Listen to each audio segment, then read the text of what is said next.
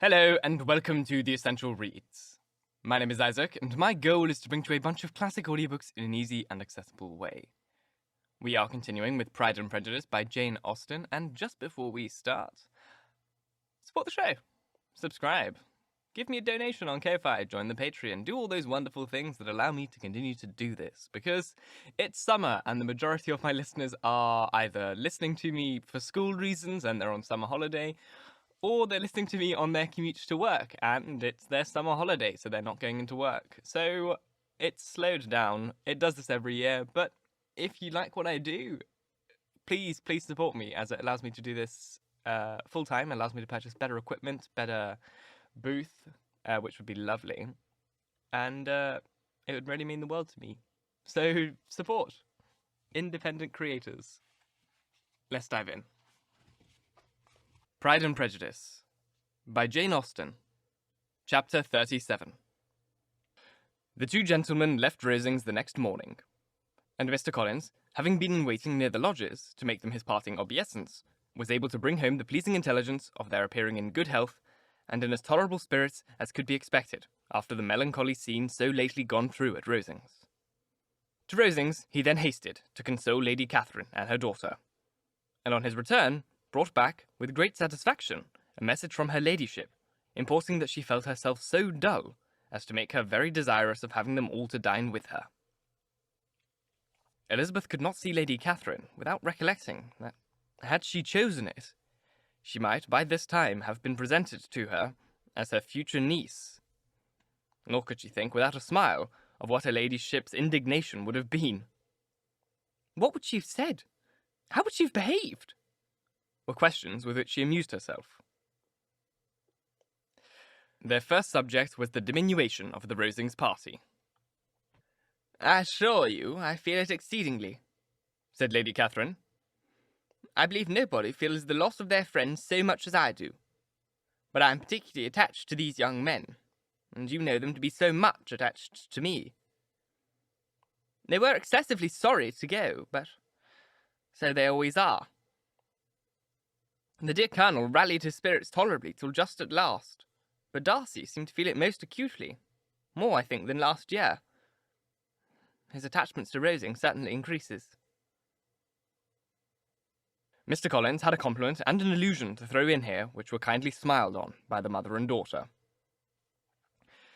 Lady Catherine observed after dinner that Miss Bennet seemed out of spirits, and immediately accounting for it herself by supposing that she did not like to go home again so soon, she added, "But if that is the case, you must write to your mother and beg that you must stay a little longer. Mrs. Collins will be very glad of your company, I am sure." "I am much obliged to your ladyship for your kind invitation," replied Elizabeth, "but it is not in my power to accept it. I must be in town next Saturday."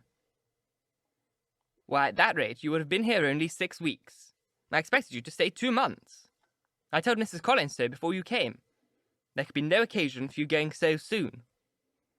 Mrs. Bennet could certainly spare you for another fortnight. But my father cannot. He wrote last week to hurry my return." "Oh, your father of course may spare you, if your mother can.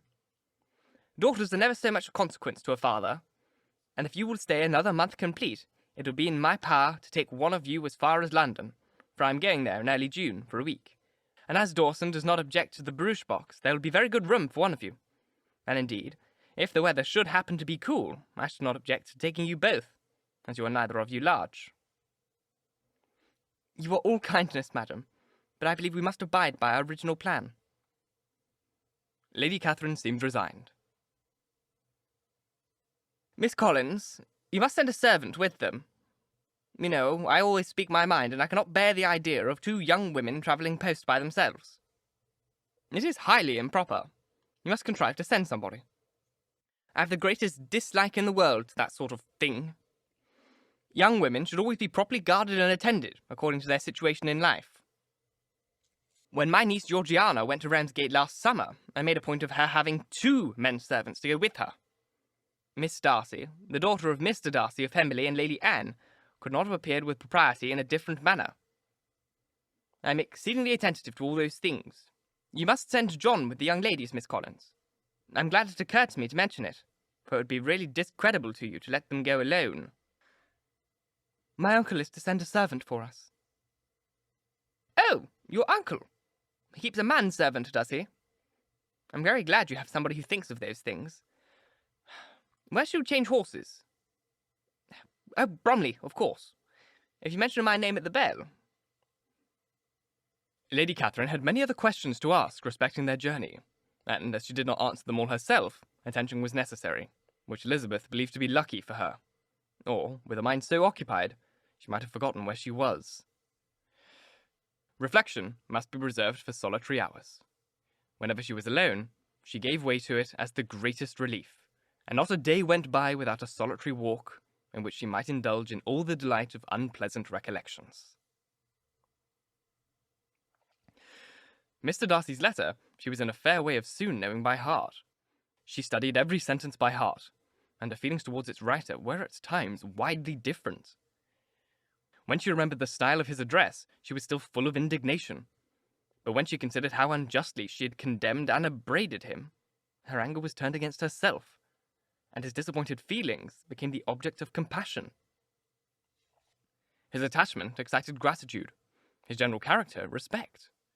But she could not approve him, nor could she for a moment repent her refusal or feel the slightest inclination ever to see him again.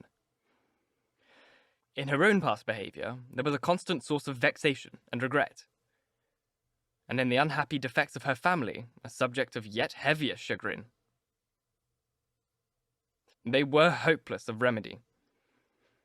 Her father, contented with laughing at them, would never exert himself to restrain the wide giddiness of his youngest daughters. And her mother, with manners so far from right herself, was entirely insensible of the evil. Elizabeth had frequently united with Jane in endeavour to check the imprudence of Catherine and Lydia. But while they were supported by their mother's indulgence, what chance could there be of improvement? Catherine, weak-spirited, irritable, and completely under Lydia's guidance, had always been affronted by their advice. Lydia, self-willed and careless, would scarcely give them a hearing. They were ignorant, idle, and vain. While there was an officer in Meryton, they would flirt with him, and while Meryton was in a walk of Longbourn, they would be going there forever. Anxiety on Jane's behalf was another prevailing concern, and Mr. Darcy's explanation, by restoring Bingley to all her former good opinion, heightened the sense of what Jane had lost. His affection was proved to have been sincere, and his conduct cleared of all blame, unless any could attach the implicitness of his confidence in his friend. How grievous, then, was the thought that, of a situation so desirable in every respect, so replete with advantage, so promising for happiness, Jane had been deprived by the folly and indecorum of her own family. When, to these recollections was added the development of Wickham's character, it may be easily believed that the happy spirits which had seldom been depressed before were now much affected as to make it almost impossible for her to appear tolerably cheerful. Their engagements at Rosings were as frequent during the last week of her stay as they had been at the first. The very last evening was spent there, and her ladyship again inquired minutely into the particulars of their journey, gave them directions as to the best method of packing, and was so urgent on the necessity of placing gowns in only the right way that Maria thought herself obliged on her return to undo all the work of the morning and pack her trunk afresh. When they parted, Lady Catherine, with great condescension, wished them a good journey, and invited them to come to Hunsford again next year. And Miss de Bourgh exerted herself so far as to curtsy, and to hold out her hand to both. Thank you so very much for listening. If you enjoyed, please like, comment, share, all that jazz, and if you really enjoyed, do subscribe because there is more to come. If you're listening on podcast, please leave a review as it helps get this in front of as many people as possible, and reading your reviews really makes my day. And if you want to support the show further, you can join me on Patreon, where you'll have access to exclusive audiobooks, or you can just give me a donation here on YouTube directly in the comment section by a super thanks, or on Ko-Fi, and the link for that is in the description box. Once again, thank you very, very much for listening. And until next time, bye-bye.